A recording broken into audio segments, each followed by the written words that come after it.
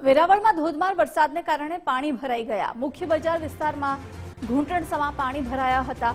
સટ્ટા બજારમાં પાણી ભરાતા વેપારીઓ પણ પરેશાન થયા છે। તપેશ્વર મંદિરના પટાંગણમાં પણ પાણી જ પાણી જોવા મળી રહ્યા છે। વેરાવળમાં ધોધમાર વરસાદ વરસવાને કારણે ઠેર ઠેર પાણી ભરાઈ ગયા છે। મુખ્ય બજાર વિસ્તારમાં પણ પાણી ભરાતા લોકોને હાલાકીનો સામનો કરવો પડી રહ્યો છે। સટ્ટા બજારમાં પાણી ભરાતા વેપારીઓ પરેશાન થયા છે, તો તપેશ્વર મંદિરના પટાંગણમાં પણ પાણી જ પાણીના દ્રશ્યો જોવા મળી રહ્યા છે।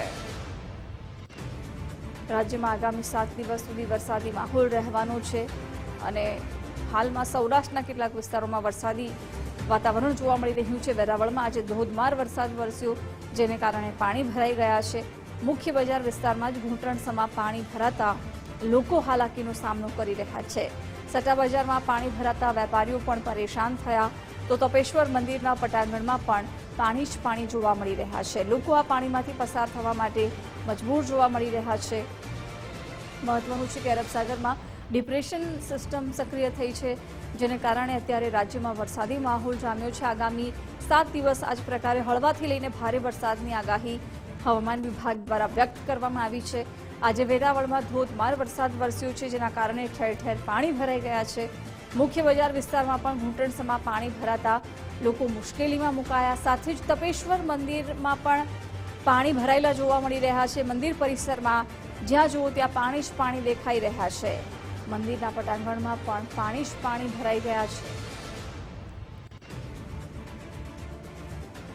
વિગતો સાથે સંવાદદાતા ચેતન જોડાઈ ગયા છે। ચેતન, ભારે વરસાદને કારણે વેરાવળમાં ઠેર ઠેર પાણી ભરાઈ ગયા છે, શું વિગતો છે?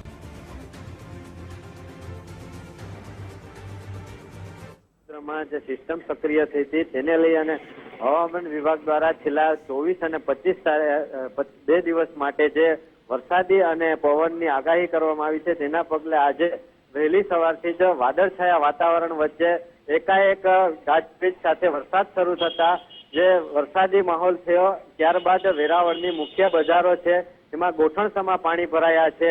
સાથે તપેશ્વર મંદિર વિસ્તાર છે તેના પણ પટાંગણની અંદર ગોઠણસમા પાણી ભરાયા છે।